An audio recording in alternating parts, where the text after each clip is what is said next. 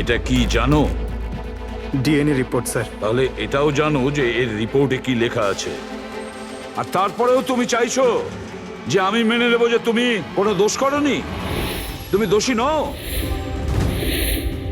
Sir, sir আপনি আমাদের শিখিয়েছেন সত্যের থেকে বড় এই পৃথিবীতে আর কিচ্ছু নেই স্যার। এই কেসটা সত্যিটাও তাই স্যার। আমি কাউকে খুন করিনি স্যার, সত্যি বলছি স্যার। তুমি যদি খুন না করে থাকো তাহলে তোমার রক্ত ওই অস্ত্রতে লাগলো কি করে পঙ্কজ? আমি জানি না স্যার। Damn it! জানো না মানেটা কি? হ্যাঁ, এই যে তোমার হাতে চোট লেগেছে, ওই যে রক্ত চিহ্নটা রয়েছে, সেটাই চিৎকার করে বলছে খুনি তুমি পঙ্কজ, তুমি। আমি আপনাকে বলেছিলাম স্যার, আমি অটো করে যখন বিউরো আসছিলাম তখন কেটে গেছিল স্যার।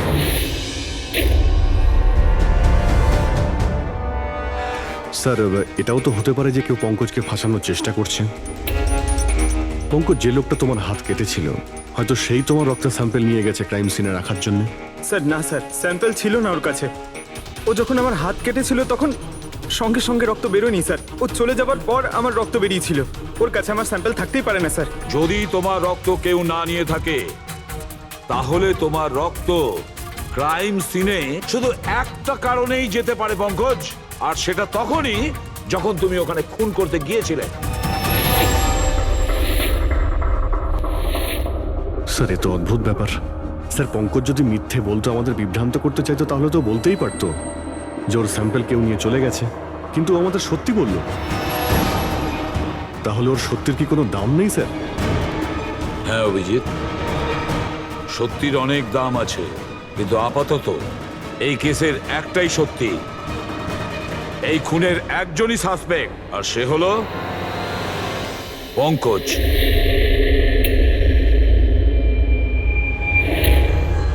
আমি তোমাকে সিআইডি থেকে সাসপেন্ড করছি। স্যার, স্যার আমার কথা বিশ্বাস করুন, আমি কিচ্ছু করিনি। আমি খুন করিনি, আমি আমার বাবার দিব্যি করে বলছি স্যার। তোমার গান আর ব্যাচ। স্যার, একজন ছেলে তার বাবার শ্রাদ্ধের দিন কিভাবে তার মিথ্যে দিব্যি কাটতে পারে স্যার? আমি তোমাকে জিজ্ঞেস করিনি ফেডরিক। গান আর ব্যাচ।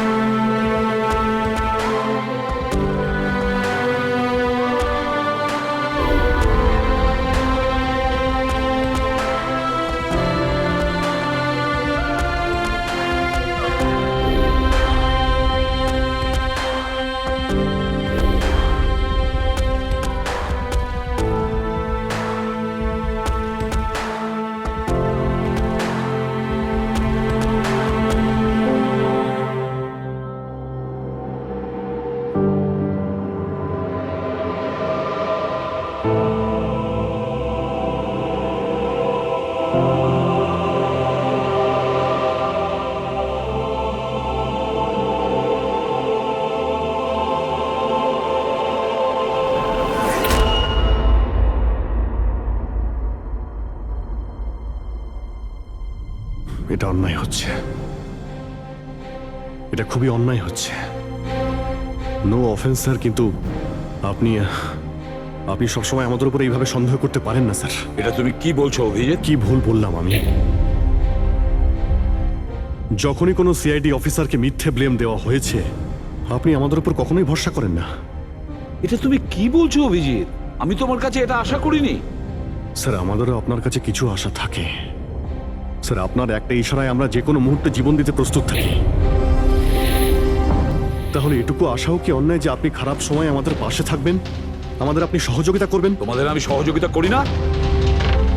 সত্যিটা জানার চেষ্টা করিনি? সত্যিটা জানার চেষ্টা করে অনেকবার আপনি আমাদের আত্মসম্মানে আঘাত করেছেন স্যার। আমাদের দায়িত্ব আর কর্তব্যকে আপনি সন্দেহ করেছেন। যখন আমাকে মিথ্যে অপবাদ দেওয়া হয়েছিল, আপনি আমার উপরে ভরসা করেননি স্যার। আর যতক্ষণ পর্যন্ত অভিজিৎ নিজেকে নির্দোষ প্রমাণিত করছে, ওকে জেলেই থাকতে হবে।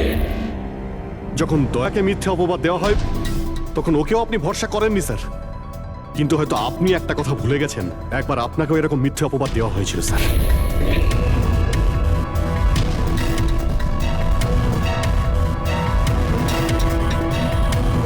সেই মুহূর্তে আমাদের মধ্যে কেউ আপনাকে সন্দেহ করেনি। আমরা শক্ত দেওয়াল হয়ে আপনার সামনে দাঁড়িয়েছিলাম স্যার, যাতে আপনাকে কেউ ক্ষতি করতে না পারে। তাহলে আমাদের খারাপ সময় কি আপনি আমাদের পাশে দাঁড়াতে পারেন না?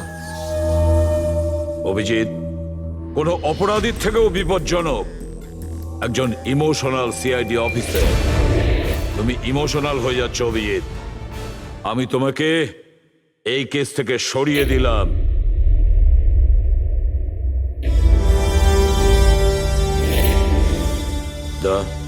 পুরবি, আজ থেকে পঙ্কজের কেস তোমরা দুজনে ইনভেস্টিগেট করবে। শুধু শুধু তোমরা দুজনে। ঠিক আছে স্যার। এখন আমার উপরে আপনার এতটুকুও ভরসা নেই যে এই কেসটাকে আমি নিউট্রাল ভাবে দেখতে পারবো কিনা। এত বছর ডিউটির পর এরকম মেডেল তো ভাগ্যবানেরাই পায়। Thank you sir.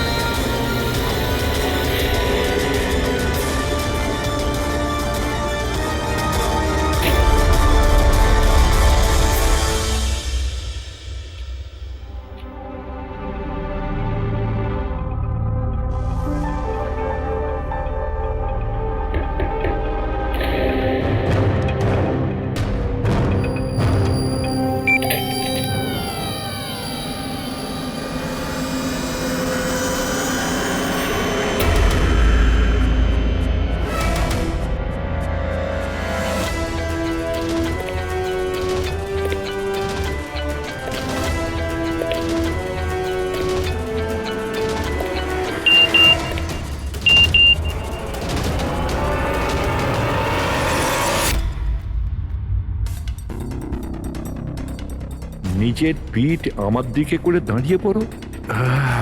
চলো এটাও করে দেখে নি।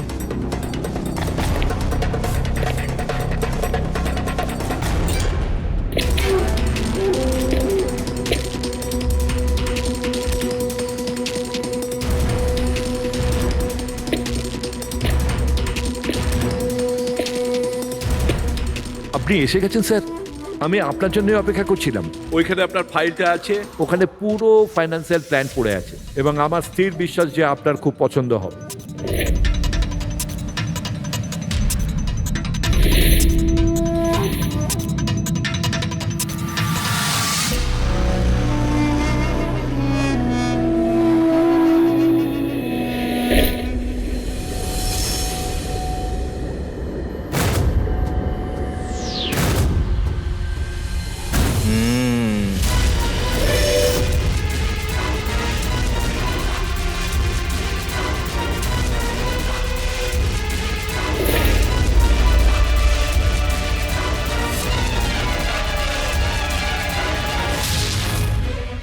আরে এ তো নকল।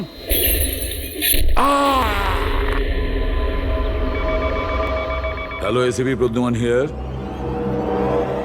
হোয়াট? কখন?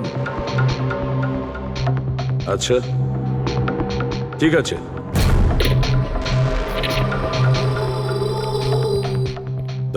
অভিজিৎ, বিক্রম বিজয় খুন হয়েছে।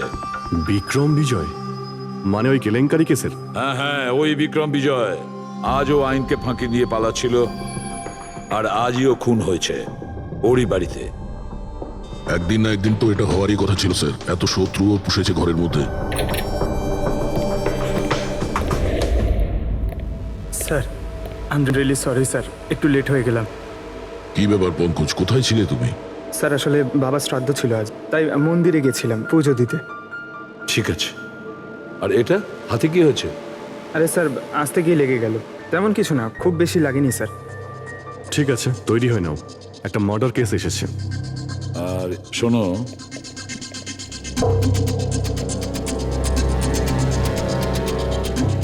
কার আবার মার্ডার হলো? বিক্রম বিজয়।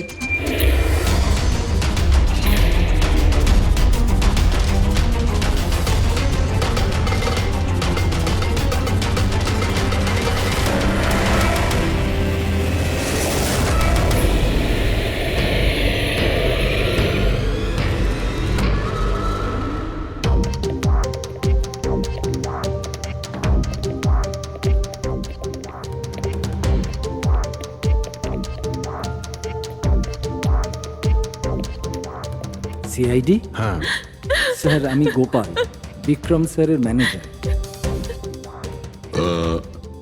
এই তিনজন কারা? এ মোহিত, বিশাল আর ও হলো রাঘব, এরা স্যারের সিকিউরিটি গার্ডস। ও, আর ইনি? ইনি বিক্রম স্যারের ওয়াইফ মধু ম্যাডাম, আর বাকিরা সব স্টাফ। বডি কোথায়? স্যার বডি ভেতরে আছে। এই ঘাড়ে আঘাত করেছে আর পেট আর বুকেও মেরেছে। খুনি এটা শিওর হতে চেয়েছিল যে কোনোভাবেই যেন এ বেঁচে না যায়।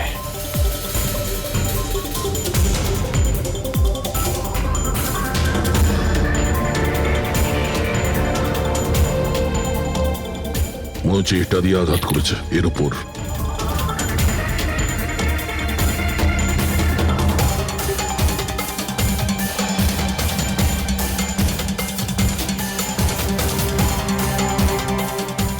বিক্রমের ফোনে শেষ মেসেজটা কোনো আননোন নাম্বার থেকে এসেছিল।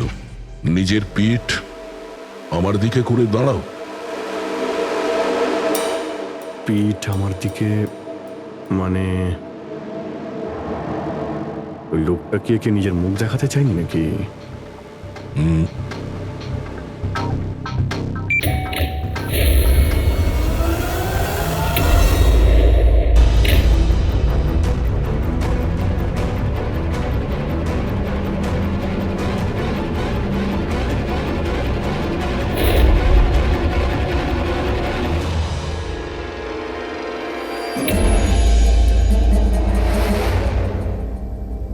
এই দেখুন স্যার, ফুলদানি থেকে আমি কি পেয়েছি, audio recording device. Audio recording device মানে এই রুমের মধ্যে যা কথাবার্তা হচ্ছিল সেটা কেউ শুন? ওর আমি নাম তো জানি না, কিন্তু ও যেভাবে প্রস্তুতি নিচ্ছিল ওটা দেখে তো মনে হচ্ছিল যেন ওনার কোনো বিশেষ ক্লায়েন্ট হবে, আর উনি বিক্রমের সাথে দেখা করতে চাইছিলেন। এই ক্লায়েন্ট বিক্রমের কন্ট্যাক্ট এলো কি করে? স্যার আমার জন্যে ও আগে আমাকে কন্ট্যাক্ট করেছিল। ও বিক্রম স্যারের পুরো ইতিহাস ভালো করে জানতো, আর বিক্রম স্যার ওর এই হোমওয়ার্কে খুব ইমপ্রেসড হয়েছিল, আর উনি আমাকে মিটিং ফিক্স করতে বলেছিলেন। আপনি ওর সঙ্গে আগে দেখা করেছিলেন? না স্যার, ওই ফোন করেছিল, আর সেটাও প্রাইভেট নাম্বার থেকে।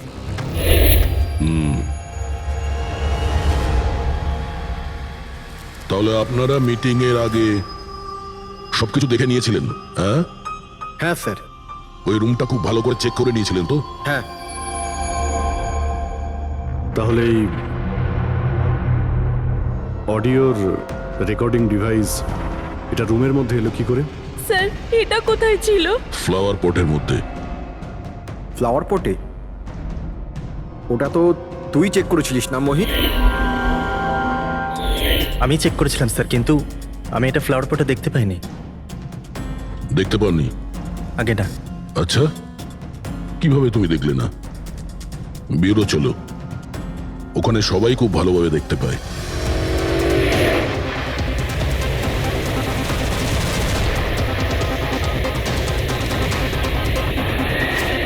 মোহিতের উপর নজর রাখবে। গুলি চালাবে না। কৈলাস স্যার, আপনি? কে ইনি? ইনি সিবিআই অফিসার কৈলাস বাবু। কেমন আছেন স্যার? দারুণ। কি ব্যাপার স্যার, হঠাৎ করে আপনি আমাদের রাস্তা আটকে দিলেন? অভিজিৎ আমার ওই লোকটাকে চাই যে তোমাদের সিআইডির গাড়িতে বসে আছে। মোহিত? ও ও আমাদের অপরাধী স্যার, ওকে আমরা ব্যুরোতে নিয়ে যাচ্ছি ইন্টারোগেট করার না জন্য। অভিজিৎ, ও অপরাধী নয়, ও একজন সিবিআই অফিসার। কি বলছেন আপনি? এই মোহিত সিবিআই অফিসার? কিন্তু স্যার, এ তো ওই বিক্রমের ওখানে গার্ডের চাকরি করছিল। দেখাবার জন্য, সত্যিটাকে লুকোবার জন্য। কিরকম সত্যি স্যার? মোহিত একজন আন্ডার কভার।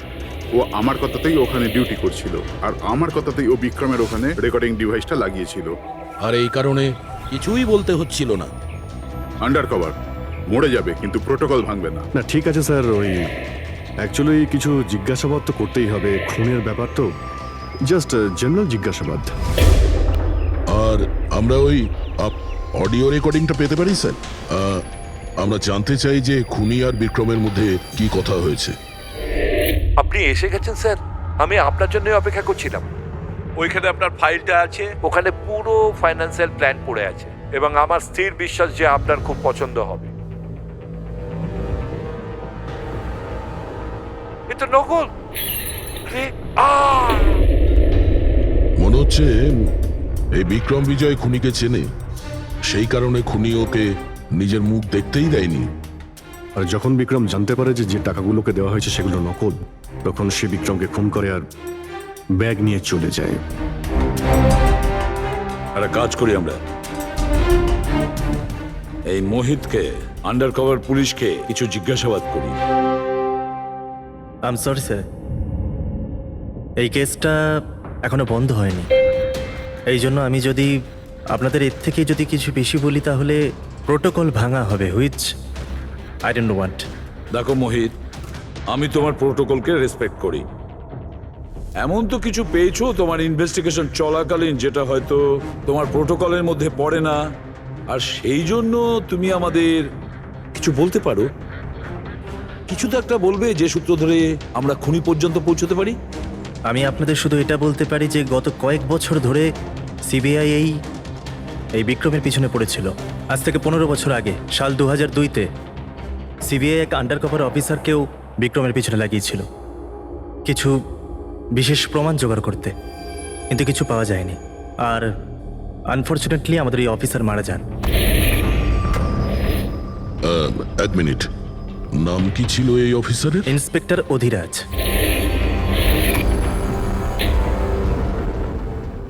ইন্সপেক্টর অধিরাজ? এই বোতলে যে রক্তটা আছে, এই রক্তে বিক্রমের ডিএনএ ছাড়াও অন্য কারো ডিএনএ আছে। বিক্রমের ডিএনএ ছাড়াও অন্য কারো ডিএনএ আছে? তুমি বলতে চাইছো অন্য কেউ ছিল? কে ছিল সালুকে? ক্রিমিনাল ডাটাবেসের সঙ্গে কম্পেয়ার করে দেখেছিলে, ম্যাচ করে দেখেছিলে তুমি? তার দরকার পড়েনি। প্রয়োজন ছিল না কি বলছো সালুকে? সেটা কার ডিএনএ? ওই ডিএনএ হ্যাঁ, পঙ্কজের। হোয়াট? ওই ডিএনএ পঙ্কজের? আমাদের পঙ্কজের? আমাদের পঙ্কজের। এটা কি করে হতে পারে? সিআইডি অফিসার হলো পঙ্কজ। সিআইডি অফিসার পঙ্কজ খুন করতে পারে? আমাদের একজন অফিসার খুনি? কিন্তু স্যার, পঙ্কজ কেন খুন করতে যাবে? সেটাই তো, সিআইডি অফিসার কেন খুন করতে যাবে? স্যার, বিক্রমের বাড়ির থেকে 1 কিলোমিটার দূরে পুলিশ একটা বেবারিশ মোটরসাইকেল পেয়েছে স্যার। কার মোটরসাইকেল ছিল ওটা? স্যার, ও পঙ্কজের ওটা।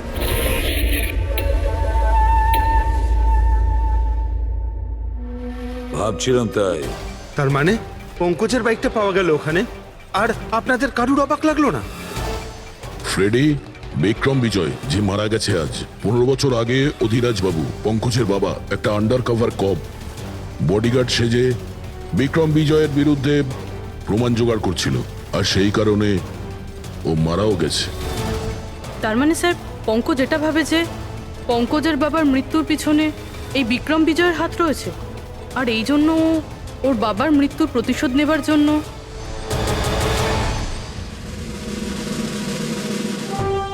পঙ্কজ এখন কোথায়?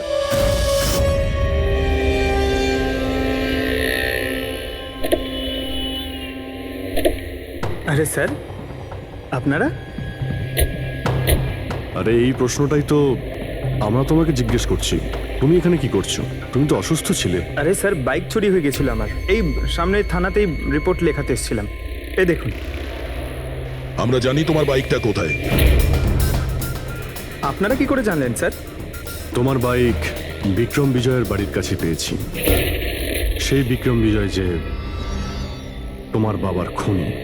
যখন বিউরোতে এসিপি স্যার বলল যে বিক্রম বিজয়ের খুন হয়েছে, তখন তুমি জানতে না ওই বিক্রম বিজয়? হ্যাঁ স্যার। আরে তাহলে তুমি বিউরোতে কেন বললে না? তোমার বলা উচিত ছিল যে বিক্রম বিজয়ই তোমার বাবার খুনি। স্যার, বাবার শ্রাদ্ধ ছিল স্যার। মন্দির থেকে বিউরো আসছিলাম, ওনার ব্যাপারেই ভাবছিলাম, আর কিছু খেয়াল ছিল না স্যার। একদম কিছু মাথায় আসছিল না, বুঝতেই পারছিলাম না কি করব। আর এই যে তোমার হাতটা কাটা, এক্স্যাক্টলি কি হয়েছিল? স্যার, এটা তো মন্দির থেকে যখন আমি অটোতে ফিরছিলাম।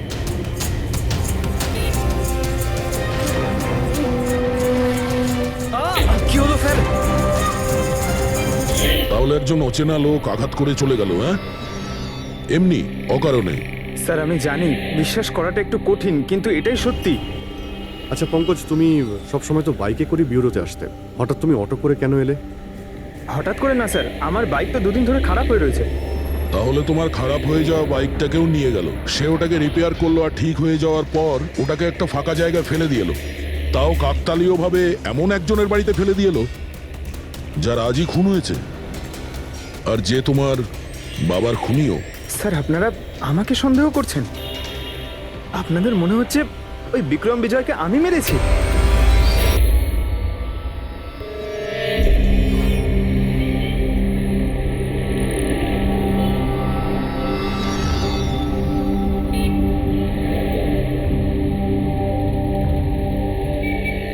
যদি এই পঙ্কজ নিজের বাড়ি থেকে বিক্রম বিজয়ের বাড়িতে যায়, তো এখানে এই জাংশন থেকেই গিয়েছে।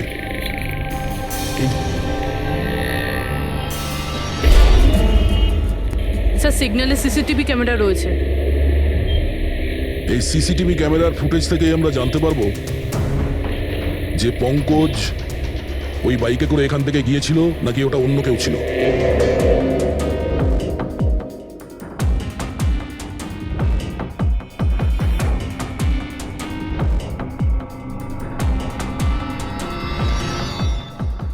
এক মিনিট রিওয়াইন্ড করো, পজ করো। স্যার এই দেখুন, একে পঙ্কজের মতনই দেখতে লাগছে না? বাইকের নাম্বার হলো XYA4784।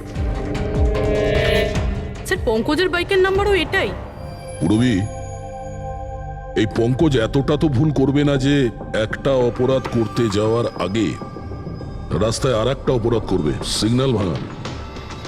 নিশ্চয়ই কেউ আছে যে পঙ্কজকে ফাঁসাতে চাইছে, আর সেই কারণেই ও সিগন্যালটা ভেঙেছে, যাতে আমাদের যে সন্দেহটা আছে পঙ্কজের উপর, ওটা আরো মজবুত হয়। কিন্তু স্যার পঙ্কজকে কে ফাঁসাতে চাইবে? হতে পারে ওর কোনো পুরনো শত্রু। স্যার, আমার এমন কোনো পুরনো শত্রু নেই যে আমাকে ফাঁসানোর জন্য এরকম কিছু করবে স্যার। পঙ্কজ, খুব ভালোভাবে চিন্তা করো, কেউ তো হবে। না স্যার। যদি তোমার কোনো শত্রু না থেকে থাকে, তাহলে এই খুন তুমিই করেছো। তুমি নিজের বাবার মৃত্যুর প্রতিশোধ নিয়েছো তুমি, আর সেটাও ওনার মৃত্যুবার্ষিকীতে। স্যার, আমার প্রতিশোধ নেবার কোনো মেন্টালিটি নেই স্যার। আমি খুনি না স্যার, আমি একজন সিআইডি অফিসার। যতদূর বাবার কথা স্যার, আমি তো ওনাকে ভালো করে দেখিও নি। স্যার আমার তো এমন কিছু মনেও নেই যে উনি আমাদের সঙ্গে কখনো টাইম স্পেন্ড করেছেন বা আনন্দ করেছেন। স্যার উনি হয়তো কখনো ভাবতেনও না যে ওনার একটা ছেলে আছে যার ওনাকে প্রয়োজন। তার মানে হলো তোমার বাবার সঙ্গে তোমার সম্পর্ক ভালো ছিল না? স্যার উনি একজন আন্ডারকভার কপ ছিলেন, বেশিরভাগই নিজের কাজেই ব্যস্ত থাকতেন। বাড়ি, সংসার, সন্তান, পরিজন সেসব নিয়ে উনি কোনোদিন মাথায় ঘামাননি। আমাকে শুধু আমার মাই মানুষ করেছেন স্যার। কিন্তু তাও বলছি পঙ্কজ, তোমার নিজের বাবার সাথে কোনো না কোনো স্মৃতি তো জড়িয়ে থাকবে না? কিছু মনে আছে? শুধু স্যার এইটুকুই মনে আছে আমার স্যার, আমাকে উনি মেলায় ঘুরতে নিয়ে যেতেন, কিন্তু মেলায় নিয়ে যাওয়ার আগে উনি আমাকে হসপিটালে নিয়ে যেতেন প্রতিবার। কি? হসপিটালে? ওটা কেন? হয়তো ছোটবেলায় আমি খুব অসুস্থ থাকতাম, আর উনি হসপিটালে নিয়ে যেতেন, আর আমার খুব ব্যথা লাগতো স্যার। যন্ত্রণা? পঙ্কজ, কোথায় যন্ত্রণা হতো? স্যার পিঠে, এখানে স্যার। পিঠে? পঙ্কজ, ডাক্তার পিঠে কি করতো? না স্যার, তেমন কিছু মনে পড়ছে না স্যার। মনে করো পঙ্কজ, মনে করো কি করতো? তোমার পিঠে ইঞ্জেকশন দিত বা পিঠের থেকে রক্ত বার করতো? কি করতো মনে করো? Sir sir sir drill machine দিয়ে কিছু করতো হসপিটালে। কি বলে, ড্রিল মেশিন দিয়ে? আর তারপরে তোমার পিঠে যন্ত্রণা হতো? খুব ব্যথা করতো স্যার, আমি তো এক সপ্তাহ ঠিক করে বসতে পারতাম না। আর তারপর বাড়ি যাবার পর তোমার ঘুম পেত, অদ্ভুত কিছু মনে হতো, মাথা ঘুরতো? হ্যাঁ স্যার। স্যার মেলায় যখন আমি ঘুরতে যেতাম তখন ঘোরের মধ্যে থাকতাম স্যার, সারাক্ষণ মাথাটা ঝিমঝিম করতে আর ঘুরতো স্যার। কিন্তু স্যার এই কথাটার কেসটার সাথে কি সম্পর্ক? সম্পর্ক আছে বস। আমার মনে হচ্ছে এর বাবা এর খুব কম বয়সে এর বোন ম্যারো ডোনেট করে দিয়েছিল। কিন্তু স্যার বাচ্চাদের বোন ম্যারো ডোনেট করা তো বেআইনি কাজ। বেআইনি কাজ, কিন্তু আমার মনে হচ্ছে বস টাকার জন্য বা যে কোনো কারণেই হোক ওই ডক্টর এর বাবার জন্য এই সমস্ত করেছে। সেটা বুঝলাম স্যার, কিন্তু আমি এখনো এটা বুঝতে পারছি না যে ওই ঘটনাটার এই কেসের সাথে কি সম্পর্ক। কানেকশন এইটা পুরোপি, যখন কাউকে বোন ম্যারো ডোনেট করা হয়ে থাকে তখন যাকে বোন ম্যারো ডোনেট করা হয়েছে সেই ব্যক্তির হিউম্যান কাইমারিজম হয়ে যায়। হিউম্যান কাইমারিজম? এটা কি ডক্টর সালুখে? মনে করো যে লোকটাকে বোন ম্যারো ডোনেট করা হয়েছে সেই ব্যক্তিটির শরীরে দুটো ডিএনএ তৈরি হয়ে যায়। একটা ডিএনএ সেইটা যেটা ওর নিজের অরিজিনাল, আর দ্বিতীয় ডিএনএটা তার যার বোন ম্যারো তাকে ডোনেট করা হয়েছে তার। তার মানে ডক্টর, পঙ্কজের বোন ম্যারোটা যে পেয়েছে তার রক্তেও এই পঙ্কজের ডিএনএ আছে? এক্স্যাক্টলি দয়া বস, আমার মনে হচ্ছে সেই ব্যক্তিটা একটা বিশেষ লোক যার জন্য পঙ্কজের বাবা এই কাজ করেছিলেন। এমন কোন বিশেষ লোক যে পঙ্কজের বাবা ইন্সপেক্টর অধিরাজের খুব কাছের মানুষ ছিলেন, আর তার মৃত্যুর প্রতিশোধ নিতে গিয়ে ও একটা খুন করে বসে। কিন্তু কে?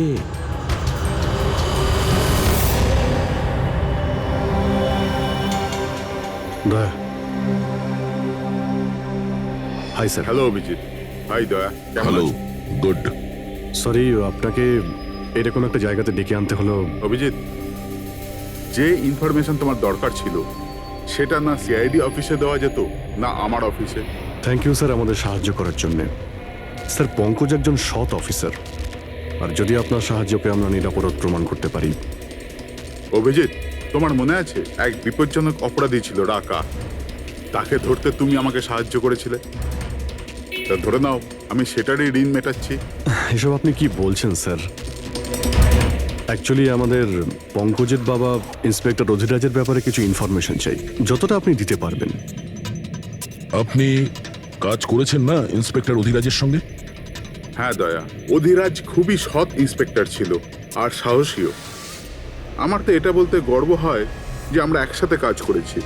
স্যার অ্যাকচুয়ালি আমরা এটাই জানতে চাই যে ওনার আন্ডার কভার মিশনের সময় ওনার সঙ্গে কারো কি কোনো গভীর সম্পর্ক হয়েছিল? আই মিন কোনো নতুন পরিবার সেরকম কিছু? অভিজিৎ, এই যে আন্ডার কভারদের যে দুরকম জীবন হয়, খুব কঠিন হয় সেটা সামলানো। এই পুলিশেরাও তো মানুষ হয় নাকি, আর তাদেরকেও সেই সীমাটা পেরিয়ে যেতে নেই যেটা ও পেরিয়ে গিয়েছিল। মানে ওনারও কারোর সঙ্গে ভালোবাসা হয়েছিল? ওনারও কোনো অন্য পরিবার ছিল? হ্যাঁ, অধিরাজের দ্বিতীয় স্ত্রী বাচ্চা জন্ম দিতে গিয়ে মারা গিয়েছিল। ও, আর অধিরাজ বাবুর মৃত্যুর পর এই দ্বিতীয় বাচ্চাটার কি হয়েছে? এই রহস্য সবসময় রহস্যই রয়ে গেছে। অধিরাজ ওই দ্বিতীয় বাচ্চাটাকে কোথায় রেখেছে, কিভাবে বড় করেছে, আর ওই বাচ্চাটা কোথায় গেল কেউ কিছু জানে না। আর এই যে বাচ্চাটা, মানে দ্বিতীয় বিয়ের বাচ্চাটা, কত বয়স ওর? এই পঙ্কজের থেকে 2-3 বছর বড় হবে। বিয়ে পঙ্কজের মায়ের সাথে আগে হয়েছিল, কিন্তু বাচ্চা দ্বিতীয় স্ত্রীর আগে হয়েছিল। হয়তো ওনার কোনো রোগ ছিল যার কারণে অধিরাজবাবু পঙ্কজের বোন ম্যারো ওকে দিয়েছিলেন। নিজের বাবার মৃত্যুর প্রতিশোধ নিতে হতে পারে খুনটা পঙ্কজের সৎ ভাইই করেছে। আর এখন প্রশ্ন এটাই যে পঙ্কজের এই সৎ ভাই কে সে, আর এখন কোথায়? আমার কিছু কিছু আইডিয়া হচ্ছে যে ওর সঙ্গে ঠিক কি হতে পারে। দেখুন স্যার, আমাদের আরো একটা সাহায্যের খুব প্রয়োজন। এই আন্ডার কভার মিশনের সময় আপনাদের সঙ্গে আর কারা কারা ছিলেন তার সবার ইনফরমেশন চাই, আর অধিরাজ বাবুর ডিটেলস। অভিজিৎ, এটা একটু মুশকিল হবে। জানি স্যার, এটা খুবই কঠিন, কিন্তু কাউকে নির্দোষ প্রমাণ করতে হবে। আপনি আমাদের উপরে বিশ্বাস রাখতে পারেন, সমস্ত ইনফরমেশন আমাদের কাছেই থাকবে। ওকে। ভাই, কতক্ষণ আর অপেক্ষা করতে হবে? এ লোক সময় আসে না কেন?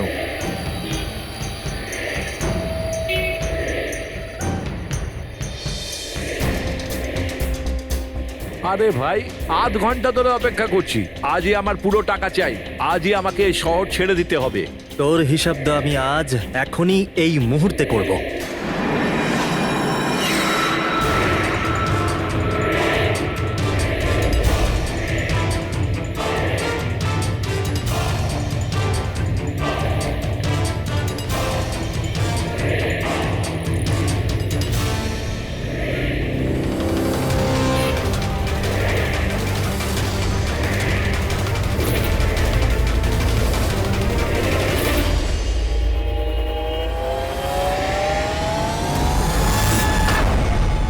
তোর অ্যাকাউন্ট সিআইডি বন্ধ করবে।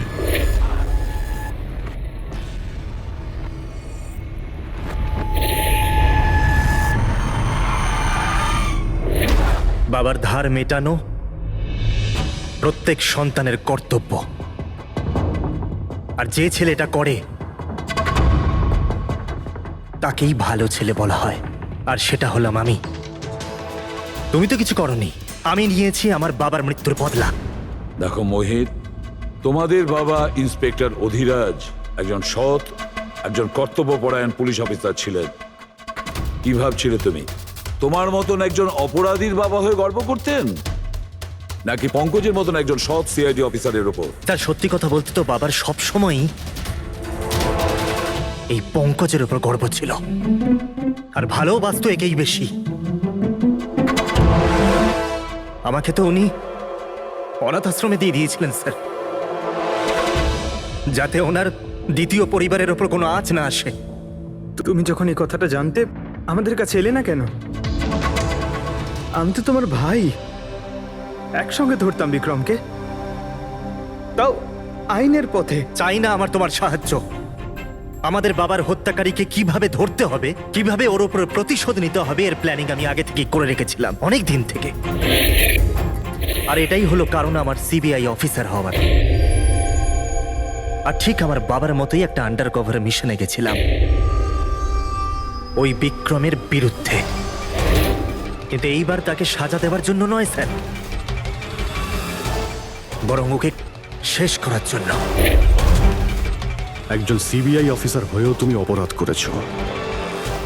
তোমাদের মতো অফিসারের জন্যই সবাই আইনের উপরে ভরসা করতে পারে না।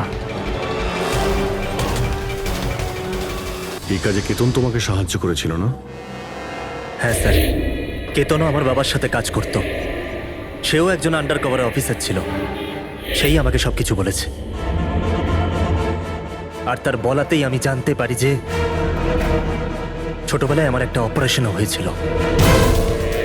আর যখন তুমি জানতে পারলে যে তোমার রক্তে দুটো ডিএনএ আছে, একটা তোমার আর একটা আমার, তুমি খুন করে আমাকেই ফাঁসিয়ে দিলে। হ্যাঁ,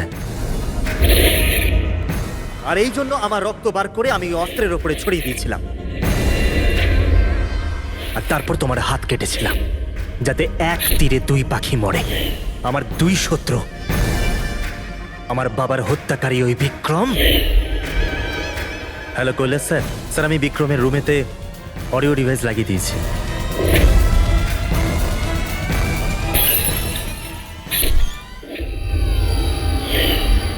আর তুমি আমাকে এত ঘৃণা করার কারণ কি ভাই? কেন করবো না বলো তো? আজ পর্যন্ত সবকিছু তুমি পেয়েছো।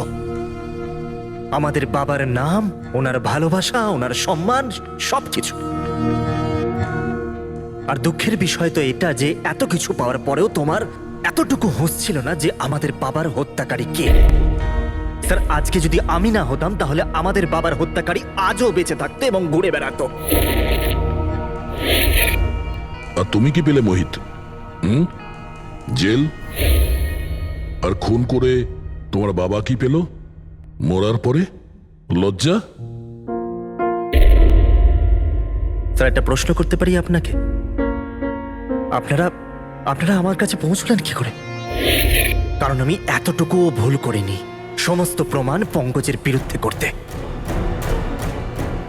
সেটা তো আমরা জানতাম যে পঙ্কজ এ কাজ কোনোদিন করতে পারে না। আর বাকি রইল তোমার অবধি পৌঁছানোর। যখন আমরা দুটো ডিএনএর খোঁজ পেলাম, আমরা তোমার বাবা ইন্সপেক্টর অধিরাজের ব্যাকগ্রাউন্ড চেক করলাম। সেখান থেকেই আমরা জানতে পারি যে ওনার আরো একজন ছেলে আছে, তুমি। ব্যাস, আমরা সেই ছেলের ঠিকুজি খুঁজে বার করলাম তোমার। আর পুরো ব্যাপারটা ছবির মতন পরিষ্কার। অনেক ভুল করেছো তুমি মোহিত, মস্ত বড় ভুল করেছো। আইন তোমাকে কঠোর থেকে কঠোরতম শাস্তি দেবে। হয়তো যাবজ্জীবন জেল, না হলে ফাঁসি।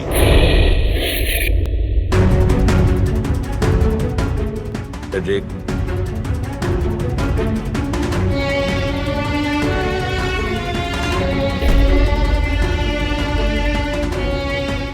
সরি স্যার, আমি জানি তোমার মনে শুধু আমার প্রতি ঘৃণাই আছে, কিন্তু আমি সত্যি জানতাম না আমার কোনো ভাই আছে। আমি জানি না তোমার সঙ্গে কি হবে, কিন্তু তুমি একটা কথা সবসময় মনে রেখো, আমি তোমার অপেক্ষা করব।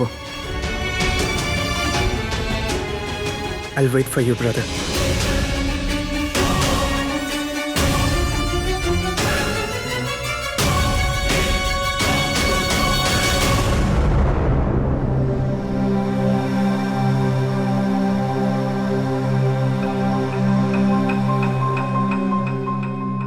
পঙ্কজ, দেখো, তোমার যে ভালো দিকটা আছে না, সেটা কিন্তু বাঁচিয়ে রাখবে খুব ভালো করে। Welcome back to CID. Thank you sir. Sir, I am sorry sir. আপনি ঠিকই বলছিলেন। ইমোশনাল হয়ে আমি স্যার একটু বেশি বলে ফেলেছি। I am sorry. দেখো অভিজিৎ, তোমরা সবাই আমার কাছে শুধু সিআইডি অফিসার নও, তোমরা আমার গর্ব, আমার আত্মবিশ্বাস, তোমরা আমার শক্তি। তোমরা আর এসিবি প্রদ্যুমান আজ পর্যন্ত নিজের শক্তিকে সন্দেহ করেনি, না কোনোদিন করবে। সময় তো সব সময়ই মানুষের পরীক্ষা নেয়, কিন্তু কর্তব্যের পথে চলার সময় যদি নিজের সন্তানের ওপরেও গুলি চালাতে হয়, আমাদের হাত যেন না কাঁপে।